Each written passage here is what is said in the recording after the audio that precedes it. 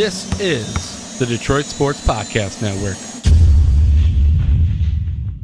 The greatest Wolverine ever. Next on Michigan Podcast. But there's going to be one team that's going to play solely as a team. No man is more important than the team. No coach is more important than the team. The team, the team, the team. Looks deep for Anthony Clark. Waits for it. It's caught. This is no time for that. In the pocket and a sack.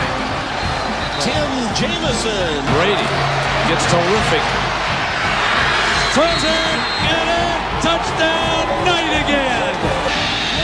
Schultz just before Brazil got him. And a leaping interception by Woodson. Harbaugh back to throw over the middle. Caught by Colazar at the 5 on his feet. Touchdown, Michigan. On its way. It's good. He's 5'7", 179 pounds, a junior at Michigan. But Jamie Morris packs a wallop, and he delivers for Bo Schembechler. And here's your first play. Pressure coming. Sack. It is Glenn Steele, number 81, who fought his way through the traffic. Option. And Robinson calls his own number, and he's going to score. Oh, an easy touchdown for Robinson and Michigan.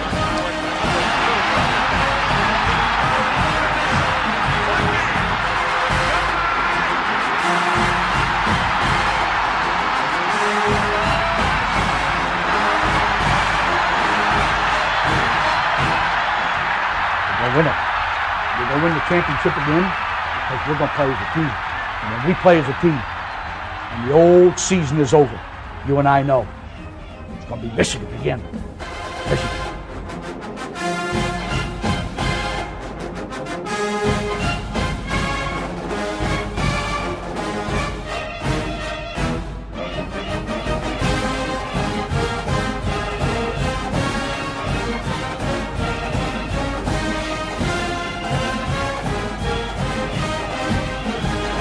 Greetings, Go Blue. Welcome to this week's episode of Michigan Podcast. We're back here on YouTube, Stitcher, Google Play, iTunes, and more. I am Steve Deace, and we begin this week by asking this question. Is Tom Brady, is he now the greatest Wolverine ever? Well, I'd like you to consider the following 8 pieces of evidence that makes the case the answer to that question is yes. Number 1, look at this meme. I mean, those pictures and the era, 2002 until now, pretty much says it all. 19 seasons, 6 Super Bowl rings, 1 GOAT. Also consider that Michigan now has more Super Bowl wins by an alumni quarterback of any other school, and Brady is responsible for all of them. For all of them. Next, think about this one. Brady has won more Super Bowls than 27 of the 32 NFL teams have appearances. Is that good? Kinda. I wonder if this one is good. Brady has won more NFL playoff games than any other quarterback in NFL history has playoff starts. That's right. Terry Bradshaw, Joe Montana, Roger Staubach, Ben Roethlisberger. He's got more playoff wins than any of them have career playoff starts. Number 5, he's got the most Super Bowl MVPs in NFL history with 4. Number 6, he holds NFL records for most regular season wins, most postseason wins, most touchdowns thrown to different receivers, most postseason passing yards, most postseason passing touchdowns, and most division titles won by one quarterback. Is that good? That's pretty good. Especially when you consider that right now, the only offensive teammate of Brady's throughout his career that are definite Hall of Famers are Randy Moss and Rob Gronkowski, and Moss lasted not even 2 years in New England. That's one of the reasons why he's got the record for most touchdown passes thrown to different receivers. He has been the one boat lifting all of the rising tides. And then lest we forget, hey, Steve, I mean, we know he was a great pro, but we're going back 20 years ago now that he played at Michigan. The only Michigan-Ohio State game I've ever been to was his last game at the Big House, 24-17 over the Buckeyes in 1999. Well, we forget that Brady was also a part of 2 Big Ten title teams at Michigan, a national championship team. His senior year, he led them to their last top 5 finish in the AP poll and threw for 369 yards and 4 touchdowns in his final game against SEC champion Alabama in the Orange Bowl. So, I mean, there's been some greats. Charles Woodson, Tom Harmon. You can go on down the line. I don't know, though, that anybody, you want to look at baseball, you want to look at guys like Barry Larkin, for example. I don't know that anybody can wrest the title. Greatest Wolverine ever from Brady, if you look at these 8 pieces of evidence, except, how about a bonus? I saved my favorite one. I lied. There's actually 9. I saved my favorite one for last. Brady is so great, he's responsible for all 3 of the Super Bowls won by former Michigan State quarterbacks. Jim Miller once, and now Brian Hoyer twice, who got to be Tom Brady's backup quarterbacks, and thus Super Bowl champs. Here, this tweet from Sparty, one of the greatest cell phones so far of 2019. So much of a cell phone, Michigan State actually took this tweet down after they were literally ratioed to the 9th ring of hell for this level of cutting your nose off despite your face and maybe a few other appendi while you're at it. Tom Brady, greatest Wolverine ever. Brady in the gun, big blitz coming. Thomas picks it up, pass to Walker, left side, down the sideline, the 5, dives forward, and he's into the end zone. Touchdown, Michigan. A delayed call by the officials, but Marquise Walker puts the Wolverines on top for the first time this afternoon, and it comes with 5:01 remaining. Thank you to all of you that are supporting us here on Patreon. We get asked frequently, hey, what can we do to support what you guys are doing here at Michigan Podcast? And one of the best ways to do that is to support us with a very inexpensive nominal contribution at Patreon. And as you can see, throughout the course of the year for our Patreon supporters, we do give you exclusive content we don't offer anywhere else, just as a way of saying thank you. So to all of you that have supported us throughout the year at Patreon, thank you. Thank you in advance to those of you who are willing to sign up and do so in the future, and go blue. Well, with the Big Ten season now officially halfway done and a month and change to go, I thought we might take a look at how I am projecting the Big Ten basketball race to unfold here in the season's final weeks. In fact, 40 days from today is Selection Sunday. It's just around the corner, if you can believe it. So we're going to use an article I recently wrote for Wolverine Digest that lays out how I'm predicting how the Big Ten race will finish. And this includes all games updated through Monday of this week and how I project the season to go from there. Let's start at the top of the Big Ten standings, where I am projecting that Michigan finishes with a 16-4 record in the league. I see 2 more losses for the Wolverines. Minnesota is a classic sandwich trap game situation on the road here in a couple of weeks. And then the road game at Michigan State at the end of the year, that would give the Wolverines a 27-4 overall record. I believe we'd be no lower than a number 2 seed, regardless of Big Ten tournament showing. And I think it's entirely possible that game in East Lansing could be maybe even a winner-take-all for the conference crown. Speaking of East Lansing, I think Michigan State's also going to finish 16-4 in the Big Ten. I project they lose 2 more conference games at Wisconsin and at Michigan at the end of the month, and Sparty finishes 25-6, and that they too would be no lower than a number 2 seed, regardless of Big Ten tournament showing. The next team, I think Purdue ends up finishing 3rd at 14-6, which is a tremendous season for them after the team's 6-5 start. I project them to lose at Maryland, at Indiana, at Nebraska, and at Minnesota here down the stretch to go 21-10 overall. And I could see them being as high as a number 5 seed with this finish, depending on how they were to finish out in the Big Ten tournament. I've got Wisconsin tying Purdue at 14-6.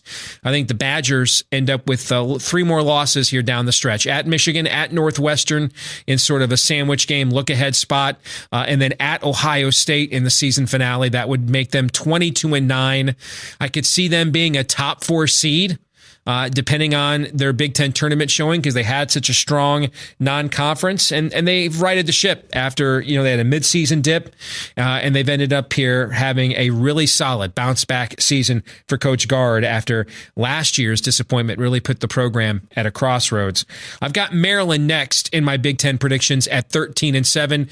I'm projecting them to lose to Michigan twice. I just don't think they match up very well with us. I think Iowa matches up much better with us because of the offensive firepower they have. And then I think they lose a game at Iowa to go 22-9, likely a 7-9 kind of a seed, unless they were to win the Big Ten tournament. And it's a team that probably peaked in mid-January, but this would still be a good season for a program that many thought, given how young they were likely a year away from serious Big Ten title contention. The aforementioned Iowa Hawkeyes are next. I've got them finishing 12-8, 3 more losses at Indiana, at Ohio State, and at Wisconsin. That would actually be the most regular season wins. If Iowa got to 23, that would be its most regular season win since 1988. Hello, Roy Marble and B.J. Armstrong. That's a long time ago. And I know it sounds weird to say this if you're an Iowa fan watching this right now, but you are rooting heavy for Iowa State. Because the Cyclones could end up winning the Big 12, and that would be the best non-conference win for any Big Ten team this season, which could go further in boosting the Hawkeyes, maybe even as high as a top 5 seed on Selection Sunday, depending on how they finish in the Big Ten tournament. I've got Minnesota going exactly 10-10 in the conference next. I'm projecting them to lose at Purdue, to Wisconsin, at Michigan State, at Nebraska, at Rutgers. Yes, at Rutgers and at Maryland. By the way, the loss to Purdue has already happened at the time we're taping this. Overall record for Minnesota, 20-11. That would probably put them on the brink of the bubble. I kind of used to call this in my sports talk radio days the spittle. When you're one of the teams that's close to being you're still in, but you're the next stage away from the bubble. You're kind of in the spittle. That's probably about where Minnesota would be. And I think Minnesota probably has the toughest second half schedule in the conference this year. I've got the Indiana Hoosiers next, going 9-11. And I can make an argument here. This is the team to watch because of who they play.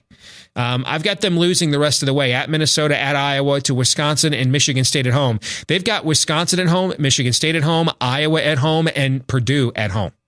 So Indiana's going to have a huge say in who gets those first 4 byes in the Big Ten tournament and even ends up winning the Big Ten conference. This finish would put Indiana at 18-13 overall. And don't forget, they've got 2 major non-conference wins over Louisville and Marquette that could end up putting them on the right side of the bubble. I think this is the toughest team to project given how underwhelming it's been, despite the talent it has, and then the schedule that it has down the stretch. So I'll split the difference and pick them to go 5-5 in their last 10 games. Ohio State, I also believe, is going to finish 9-11. I think they lose at Indiana, at Michigan State, at Maryland, at Purdue, and then at Northwestern. This would give them a record of 19-12. And they'd probably be fighting to avoid an opening round play-in game in the NCAA tournament heading into the Big Ten tournament. Remember, they had a very strong non-conference resume. So as long as they don't tank, they should feel pretty good about hearing their name called on Selection Sunday. I've got Northwestern finishing 7-13, although that didn't include the loss to Penn State on Monday night. So they're now a game behind my projection. Overall, basically a 500 team. And they've been scrappy and competitive all season, despite a rebuilding roster. I've got Illinois finishing 6-14 in the league. They've got some competitive, winnable games at home down the stretch. Rutgers, I think, will finish 6-14 down the stretch. I know they have 4 conference wins already, but a much tougher second half schedule beginning tonight as we're taping this against our Michigan Wolverines, I think maybe brings them back down to earth a little bit. Nebraska is just an incredibly disappointing team. Easily the most disappointing team of the season, and has way underperformed the talent that it brought back. And then I have Penn State finishing with only a couple of conference wins, and it seems like it was eons ago that the Nittany Lions beat nationally ranked Virginia Tech in the Big Ten ACC Challenge. Now, if these projections turn out to be correct, okay, this is what the Big Ten tournament field would look like in the middle of March if these projections turned out to be correct. Your byes would go to Michigan State, Michigan, Purdue, and Wisconsin. The opening round games would be number 12, Rutgers versus number 13, Nebraska, number 11, Illinois versus number 14, Penn State. Your first round games, number 8, Indiana versus number 9, Ohio State. I could see a scenario where that might be a winner go home in terms of making the NCAA tournament, particularly for Indiana. Maryland would be your 5th seed. They'd take on the winner of Rutgers and Nebraska. Minnesota as a 7 seed against 10th seeded Northwestern. That's not a game Minnesota would want to lose if it wanted to make the NCAA tournament.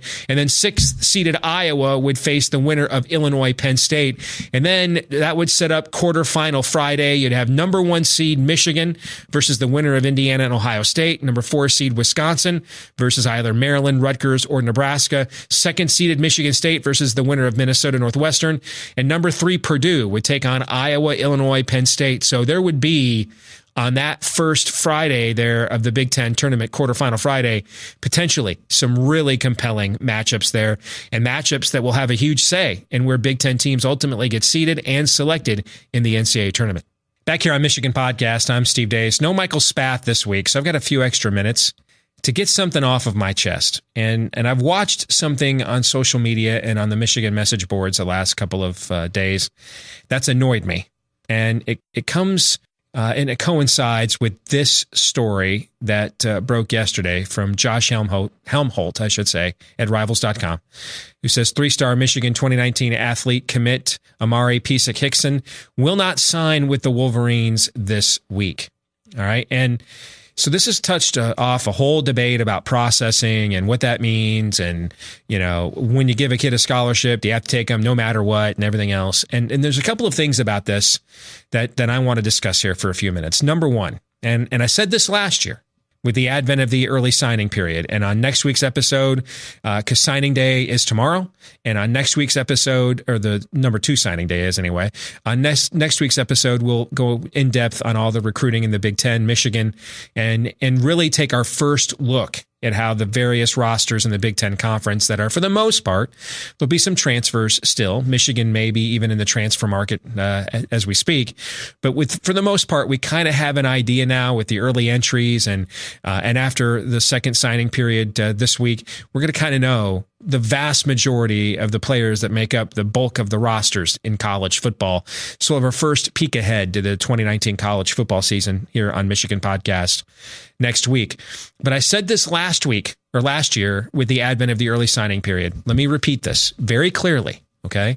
If you have a player that is committed to your school and doesn't sign during the early signing period, you should not consider him a commitment any longer unless he actually signs with your school in February, meaning from the end of December until the first Wednesday in February, the second signing period, you should consider him uncommitted, period. No matter what you hear or read, and some people sometimes kind of have to give you a company line. I'm just telling you this. I don't have any inside sources. I'm just a fan with some experience covering stories.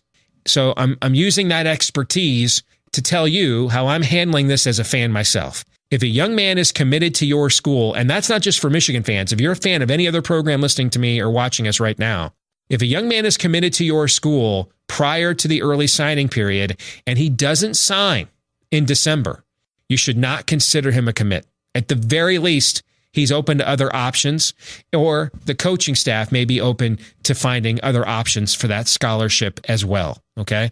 So that's number one. If they're committed to your school in December and they don't sign, I wouldn't consider them committed to your school. Let me give you an analogy. We might be engaged to be married. There's a date where the wedding is to take place. I don't show up for the wedding.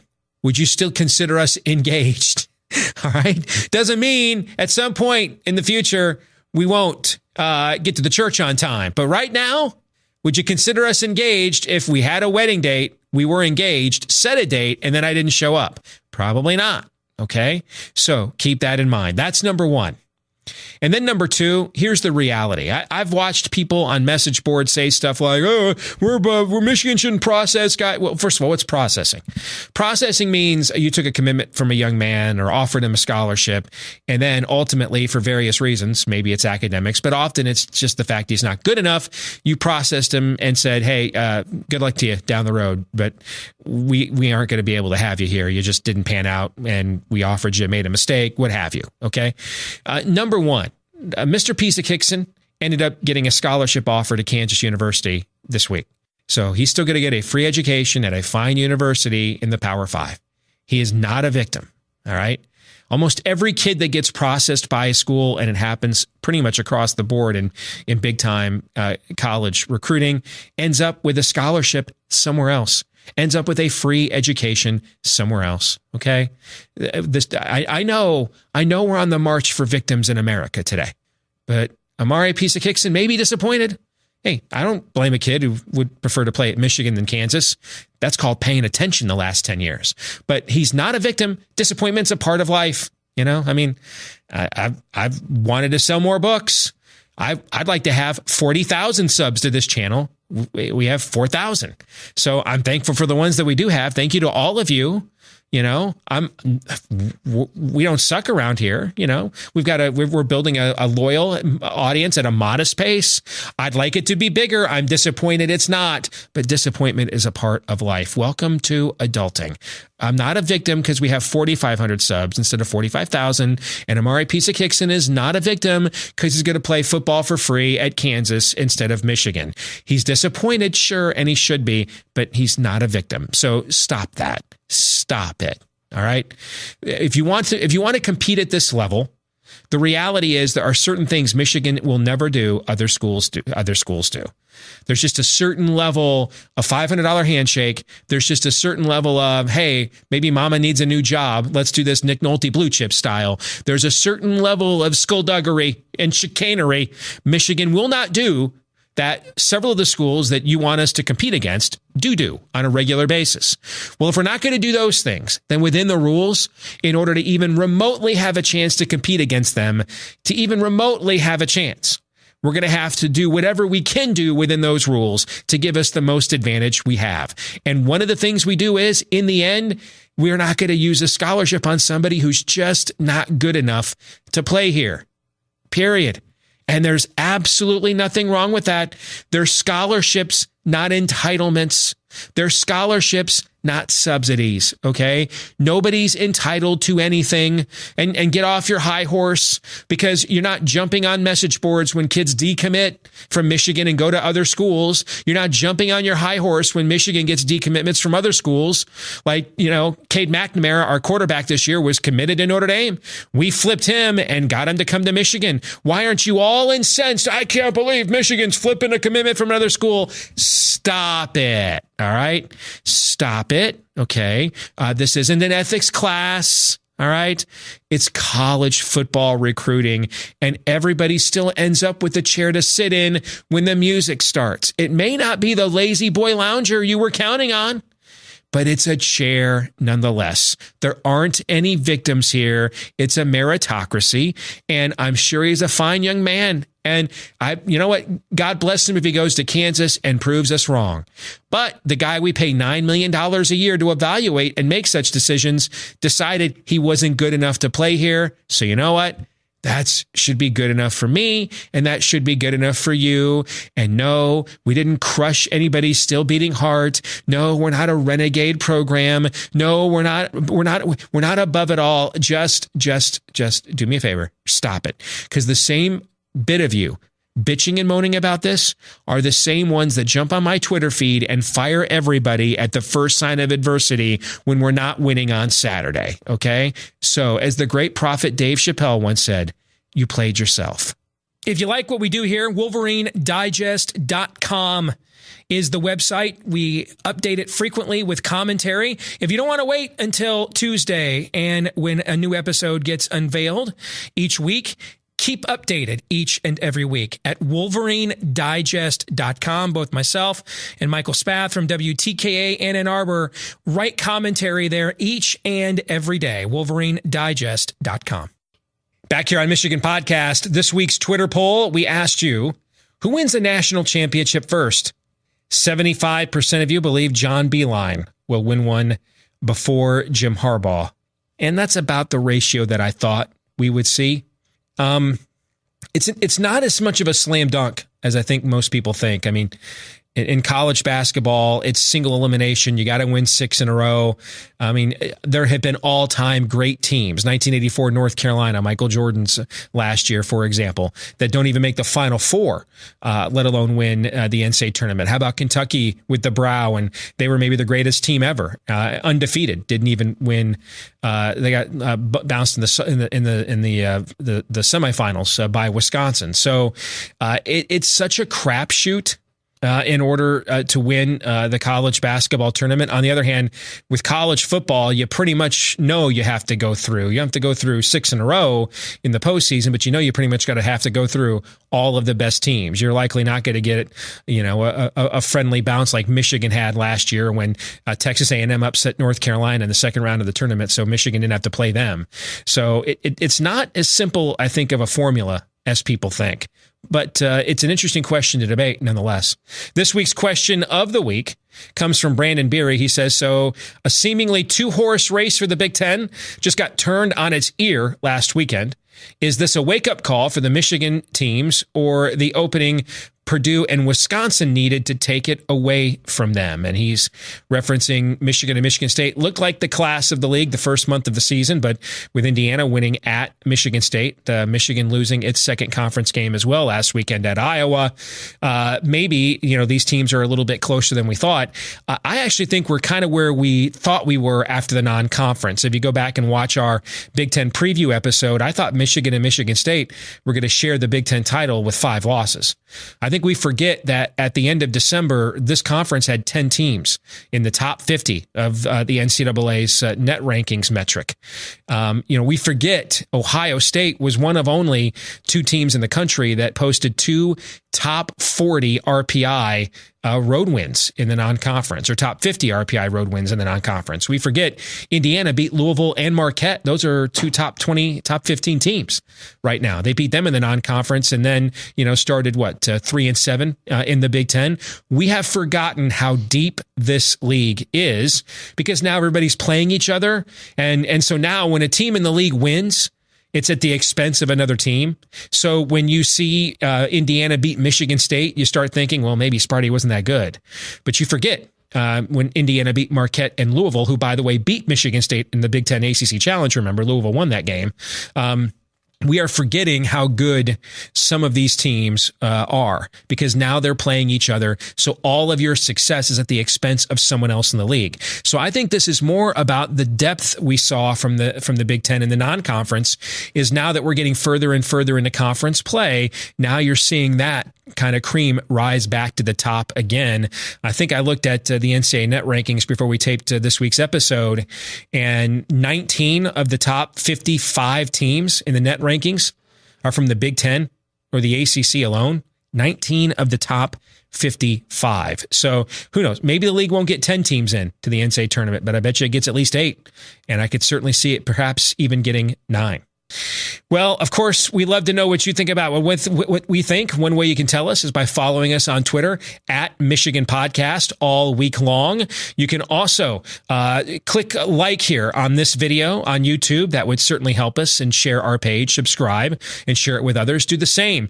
If you just do the podcast version, if you could give us a subscribe and a 5-star review, we would like that as well. I want to thank our friends at Detroit Sports Podcast who help us get the word out about the Michigan Podcast each week.